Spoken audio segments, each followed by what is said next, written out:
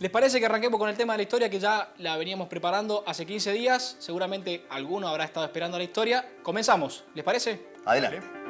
Bueno, si bien esto no es es algo que ya conocemos todos, el mes de abril es un mes muy importante o muy especial, se podría decir, para la Argentina, teniendo en cuenta que aquel 2 de abril de 1982, a partir de un gobierno de facto, se llegó a la determinación, como una especie de manotazo de ahogado de aquella legitimidad que habían perdido este gobierno, recuperar las Islas Malvinas. Esas islas que habíamos perdido, que por derecho y por soberanía son nuestras, pero que por ser un robo nos tocó perderlas. Aquella recuperación de 1982, el 2 de abril, no fue nada más, no fue algo, simple para los argentinos. En ese momento se intentaba recuperar algo que habíamos perdido por un robo, puntualmente. Bajo un gobierno de facto, gobierno que años antes ya había entrado en nuestro país.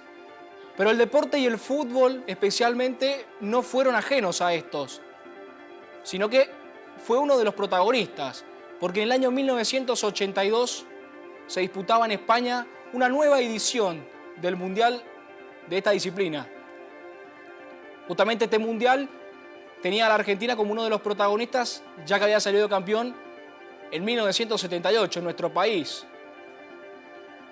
Ese campeonato que se logró aquí en la Argentina también bajo un gobierno de facto y que nos tocó, mejor dicho, a la Argentina presenciar uno de los momentos más oscuros de nuestro país, era de algún modo podremos decir un festejo casi en silencio, porque este festejo se veía empañado por la situación histórica.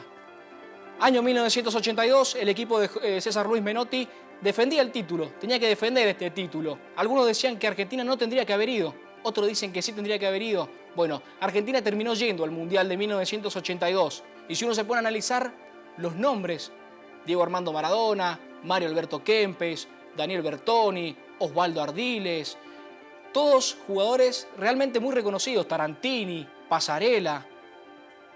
Dentro de esta selección, uno de los protagonistas fundamentales fue Osvaldo Ardiles. No solamente para la selección, sino que para el fútbol. Porque Osvaldo Ardiles, un referente a nivel nacional, hacía historia en Inglaterra. Él, junto a Ricardo Villa, iban a ser los primeros argentinos en jugar en el fútbol inglés, en la Premier League. Llegaron en el 78 como campeones mundiales. En el año 81 logran conseguir la FA Cup, uno de los torneos más tradicionales de Inglaterra. Salen campeones, se transforman en ídolos, y esta es una de las primeras historias, porque tiene que ver con esto, con lo que pasó en Malvinas, porque a partir de esa guerra, en el año 82, las hostilidades comenzaron. Cada vez que el Tottenham, equipo en el cual jugaba Ardiles y Ricardo Villa, visitaban a otro equipo de Inglaterra, los silbidos y los abucheos por parte de los ingleses a la hora de mencionar a los argentinos era prácticamente cotidiano, fecha por medio. Obviamente los hinchas del Tottenham defendían a sus ídolos a muerte. Pero las hostilidades comenzaron. En mayo de 1982, Osvaldo Ardiles tuvo que ir a la concentración argentina, porque se venía el Mundial, obviamente, que empezaba en junio. En ese momento, lo único que supo decir Osvaldo Ardiles es que no sabía si volvía. Se sentía realmente muy presionado, en el sentido que el país que lo vio nacer estaba en conflicto con el país que lo había adoptado futbolísticamente, con Inglaterra, justamente por Malvinas. Seis meses después, mejor dicho, cuando regresa de este Mundial en el año 82, decide jugar 6 meses fuera de Inglaterra y se va a jugar al Paris Saint-Germain de Francia. Otra historia dentro de esta historia es la de Juan Carlos Morales, el relator de Radio Rivadavia, que los directivos justamente de la radio le anunciaron, previo al relato del partido entre Alemania e Inglaterra, de que él no tenía que mencionar a Inglaterra, rival de Alemania. No podía mencionarlo porque era el enemigo. 2 horas de transmisión de fútbol de este partido, que era el debut para Alemania e Inglaterra, sin mencionar a Alemania, sin mencionar a Inglaterra. ¿Qué pasó? Obviamente, ¿cómo era el relato de Juan Carlos Morales? Lateral en perjuicio de Alemania, tiro libre para el rival de Alemania, ataca el equipo rojo. A lo largo de 2 horas no mencionó nunca a Inglaterra.